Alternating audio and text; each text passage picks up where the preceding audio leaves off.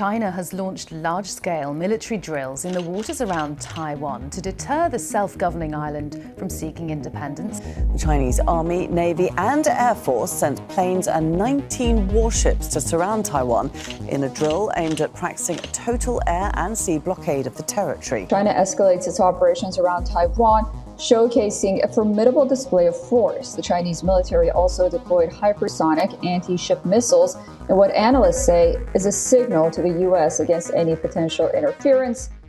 China just carried out its biggest war drill by surrounding Taiwan from all sides. Hundreds of warships, jets, missile launchers, and artillery units ran practice runs on how to cut Taiwan off from the world. And to make the threat even clearer, the Chinese army released a video showing simulated missile strikes on cities like Tainan, Hualien, and Taichung. Something similar had already happened just a few months earlier. In December of 2024, China sent out nearly 90 warships and dozens of aircraft, their biggest naval drill in decades. And even before that, in October, Taiwan had tracked 125 Chinese jets and 34 warships swarming near its airspace. But these drills aren't like the ones we've seen before. Something's off. The timing feels too deliberate. The tone is far more aggressive, and the pace they're moving at doesn't look like a show of force anymore. It looks like preparation for a hostile takeover. And it's all happening while China's economy is falling apart. Tariffs are choking exports. American buyers are pulling out. And the factories built for that trade are shutting down one after another. For a regime that's built on control, this is a nightmare. Xi Jinping is backed into a corner with no good options left. And when a regime like the CCP starts to feel that grip slipping, even just a little, it lashes out. This is when you see its real face. This is how things like the Tiananmen Square massacre happen. Remember 2019? Trump hit China with $200 billion worth of tariffs, and then months later, the world was dealing with a deadly virus that came straight out of Wuhan? Yeah, the CCP never apologized for any of that. Instead, they just moved on like nothing happened. And now it's happening again. Tariffs are still crushing Chinese exports, some marked up by 145%, even 245%. China's once booming supply chains are breaking down. And instead of adjusting or fixing the problem, Beijing's response has been pride and silence. Because in Xi's eyes, China isn't a struggling economy anymore. It's a superpower. And when a superpower feels humiliated, it doesn't just sit quietly. It fights back. That's why recent satellite images show a significant military buildup in Fujian province, just across the strait from Taiwan. This includes Type 63A amphibious tanks, PHL-191 long-range and multiple rocket launchers, Type 305 radar systems, and logistics convoys equipped for rapid deployment. Military rail lines feeding into the region have seen increased traffic, and staging zones near coastal bases are filling up with assault vehicles and mobile missile units. None of this looks like defense, and all signs point to one thing. China is getting ready for war. For you to understand why this is happening and where it's likely headed, you need to look at how it started. How one war, one revolution, and one American warning shaped everything that's happening right now. Taiwan became the last piece of China that Mao couldn't take, and the US made sure that he never did. In this video, we'll break down the historical split between China and Taiwan, how China plans to invade, and how Taiwan's doomsday plan is built to bleed China's forces. The CCP loves to push this narrative that mainland is the motherland of Taiwan, when in reality, Taiwan, officially called the Republic of China, is actually older than China, officially called the People's Republic of China. Recently, we posted a clip of the Taiwanese president pointing out this fact. Well, that video was mass reported by Chinese bots and then got shadow banned. There's a good chance that the CCP bots will target this video too. So, if you guys can please do us a big favor and hit that like and that subscribe button down below. It helps us out tremendously. Okay, let's start from the beginning. You see, in the 1800s, Taiwan was just a part of the Qing Empire, which basically ruled over all of current China. But in 1895, Japanese forces took over Taiwan, defeating the Qing government in the First Sino-Japanese War. After that, Taiwan was officially handed over to Japan, becoming a full colony under the Treaty of Shimonoseki. Japan ruled Taiwan for the next 50 years, building roads, railways, and schools, but also trying to erase Chinese identity from the island. Taiwan became a supply base for Japan's empire, and the people that lived there lived under strict Japanese control. Meanwhile, the Republic of China, or the ROC, overthrew the Qing Empire and took control of mainland China in 1912. Fast forward to the end of World War II. Japan had just been crushed. After years of brutal war across Asia and the Pacific, Japan was finally forced to surrender. During these surrender talks, the ROC sat down with the US and the UK and basically said, hey, Japan's still controlling Taiwan, but it's kind of a part of China. They only took it because they beat the Qing Empire. So while you're negotiating Japan's surrender terms, if you can throw in the return of Taiwan to the ROC, we'd really appreciate that. And the Allies? Well, they agreed. Under the terms worked out after Japan's defeat, Taiwan was handed over to the ROC in 1945. Japanese forces on the island surrendered to the Chinese troops, and just like that, Taiwan was back under Chinese rule. At least on paper. Under the terms worked out after Japan's defeat, Taiwan was handed over to the ROC in 1945. Japanese forces on the island surrendered to the Chinese troops, and just like that, Taiwan was back under Chinese rule, at least on paper. So, the ROC, the then current government of China, now had complete control over both mainland China and Taiwan. But while they were busy trying to rebuild the country, chaos erupted yet again. A full-scale civil war broke out. This time, it came from their people. The Communist Party, led by a man named Mao Zedong, rose up from within. After years of brutal fighting, Mao's forces won. He set up the People's Republic of China, or the PROC, which eventually became the CCP we know today. Meanwhile, the old government, the ROC, packed up whatever was left and they fled to Taiwan, holding on to the last piece of China they still controlled. Mao wasn't too happy with the old government taking a piece of China from him, so he decided to invade Taiwan. But he lost. This wasn't the end, though. Mao immediately started planning for a second invasion, building up forces along the coast and waiting for the right moment. But this time, the United States stepped in. Fresh off of winning World War II and deep into the early days of the Cold War, the US wasn't about to let communism spread any further. Washington made it crystal clear. Taiwan wasn't just some disputed island. Congress passed legislation promising US military support if Taiwan was attacked. And the warning to Mao was brutal.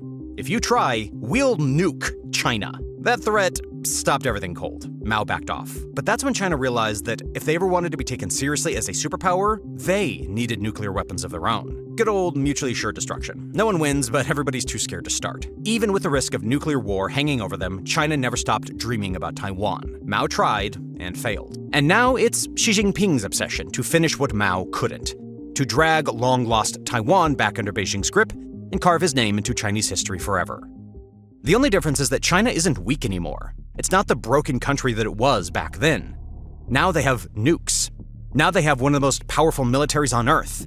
And they're back, stronger, louder, and more determined than ever to reclaim the island they never stopped calling their own. So far, China has done everything from threats of force, economic pressure, trade tensions, online disinformation, cyber attacks. I mean, you name a dirty tactic and chances are they've already used it on Taiwan. Beijing hoped all of this would break Taiwan from the inside, that life would get so hard, so scary, that people would give up on independence, or at least start losing faith in their government. But instead, it backfired. Polls show most Taiwanese still back the status quo. And every time Beijing screams about doom, the mistrust only grows stronger. Now China's running out of options. The only one that's left is the one that nobody wants to see, a hostile takeover. The Chinese military often talks about a three-part assault, in which, first, they'd launch a wave of missile strikes, what they call the Joint Firepower Strike Operations, to wipe out Taiwan's defense in minutes. Hundreds of ballistic and cruise missiles would rain down, crippling early warning radars, air bases, and anti-ship missiles. Bombers and drones would smash command centers, power grids, and air defenses. China's goal would be to take the skies and the seas before Taiwan can even call for help. PLA jets would flood the air, hunting down Taiwan's fighters in the air or bombing them on the ground. Missile warships and submarines would swarm the waters, laying mines if they have to. And once the skies and seas are locked down, the island would be cut off, alone, surrounded, and staring down the barrel of an invasion. At the same time, China would launch a blockade.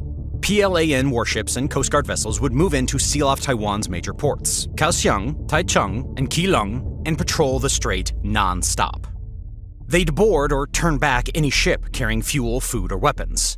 They might even lay mines in the shipping lanes to choke Taiwan off completely. PLA aircraft would declare an air interdiction zone over the island's east and south, forcing civilian and military planes to identify themselves, and letting China control who flies where. In fact, we've already seen hints of this. Chinese ships have started demanding ID and cargo information from passing vessels near Taiwan's coasts. And in 2023 alone, Chinese war games include mock quarantine zones and submarine picket lines right off of Taiwan shores. But if the bombing and blockade don't break Taiwan, and Chinese intelligence knows it probably won't, the next phase kicks in: the amphibious invasion. PLA leaders know a long blockade would only give Taiwan and its allies time to prepare, so their doctrine calls for a fast strike once the first wave of paralysis is in place. Chinese analysts prefer short and intense campaigns over long sieges, fearing that every extra day only invites US intervention. In one school of thought, once Taiwan's air defenses are softened and US ships are kept at bay, China would send its Marines and army across the strait. Hundreds of landing ships, assault boats, and amphibious craft, an invasion fleet possibly in the hundreds, would launch all at once and aim for multiple spots on Taiwan's western shore, areas like Taichung or Miaoli. The beachheads would be seized on day one, and once they're secure, tens of thousands more troops would flood in. Chinese plans talk about an initial wave of 15 to 20,000 soldiers, with more jumping in the next day. All the while, PLA rockets would keep pounding away any Taiwanese counterattacks. Meeting that invasion on the beaches would be Taiwan's toughest fight. Taiwan's defenses would already be fragmented after the missile barrages, but Taiwan knows the game too. In fact, they've built a doomsday plan designed to bleed China dry before the first flag ever hits Taipei. Taiwan's generals plan to ambush landing boats and destroy gear as it unloads. In a defense plan straight out of Vietnam or the Pacific Island battles, sometimes called a porcupine strategy, Taiwanese troops would hide in villages, hills, tunnels, and bunkers, turning every mile of ground into a deadly slog for Chinese Marines. In the PLA, they know it. Official Chinese doctrine even warns it might take weeks of brutal, bloody street fighting after a successful landing before Taipei could fall. A nightmare that would look a lot like the first days of D-Day, only bloodier. No wonder some Chinese strategists say they'd rather avoid that nightmare landing if they can. In Rand war games, planners look at scenarios where China might blockade and bomb Taiwan first, then just sit and wait, hoping Taiwan would break or the US would back off. One scenario talked about cutting off oil shipments without striking major targets at first, turning the fight into a long, ugly contest of attrition.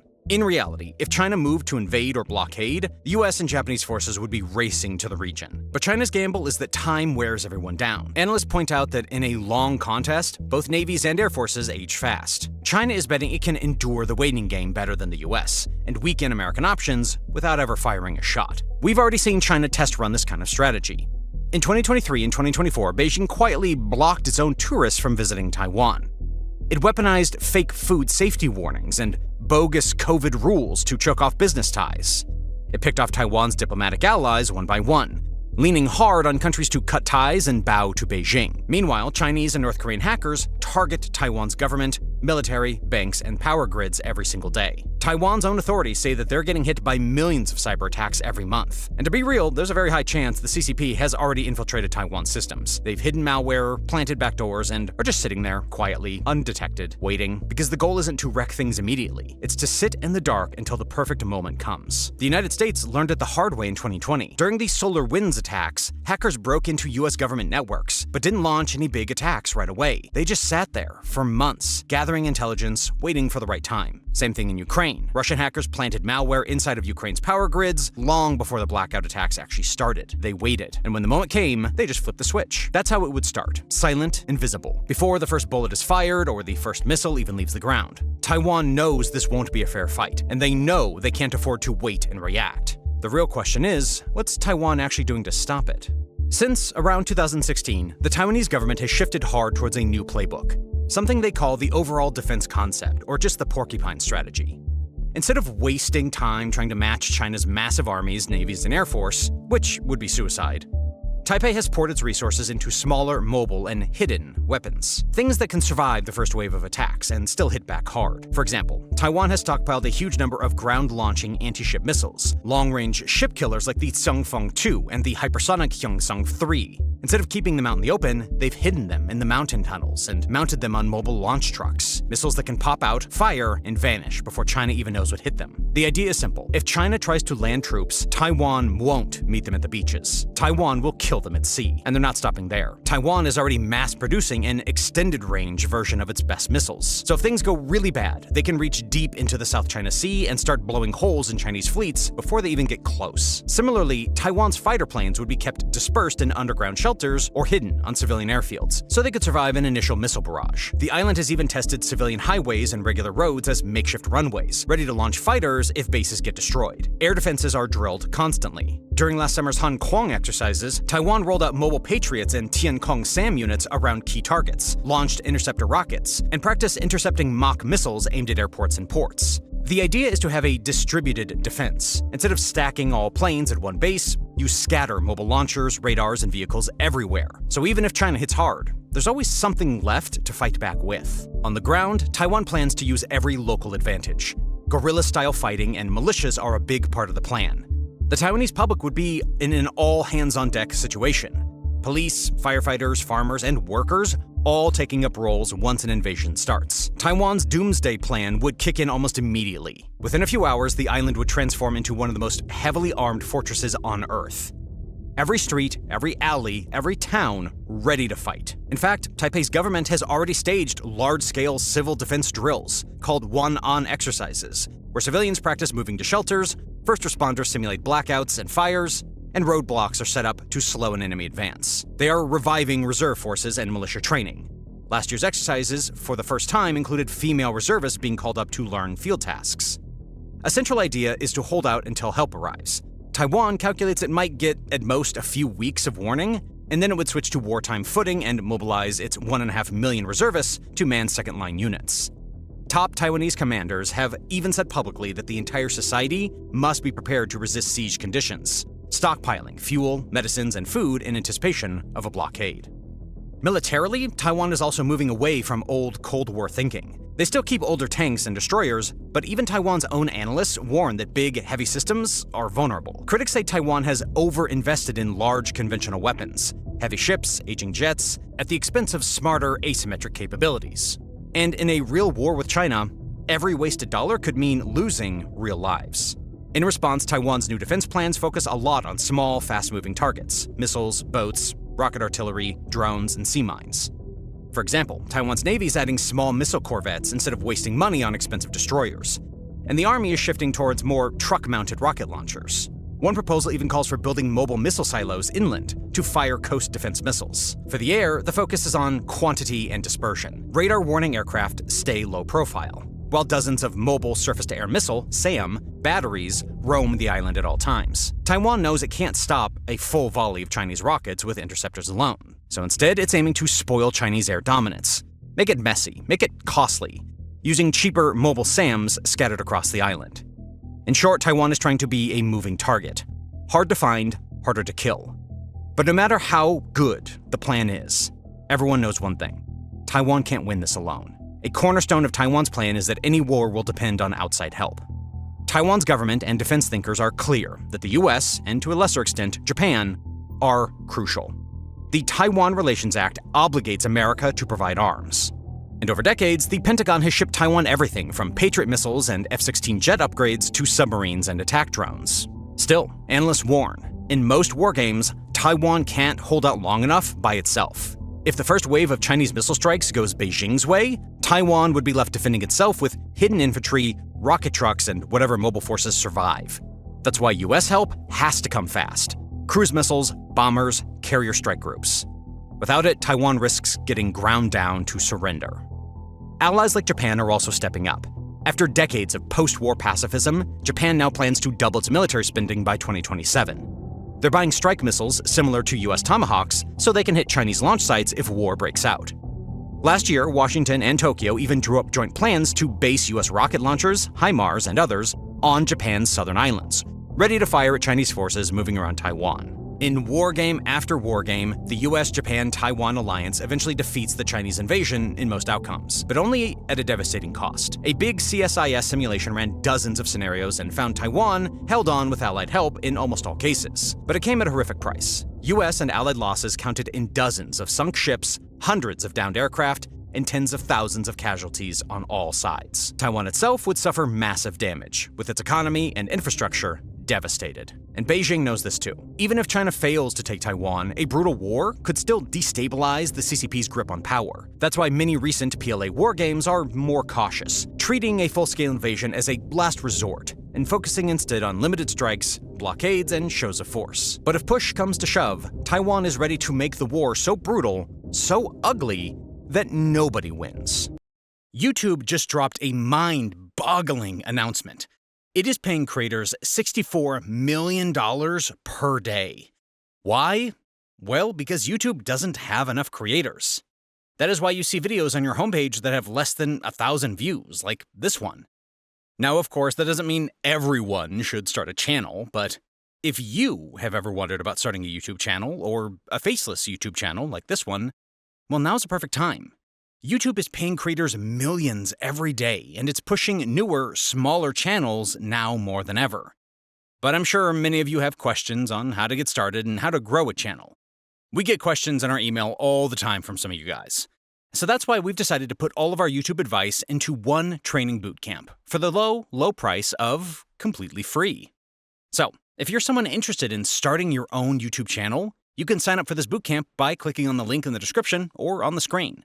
Sign up now because, unfortunately, unlike YouTube videos, the bootcamp is like a Zoom call, so it's limited to just 100 people. Okay, let's get back to the video.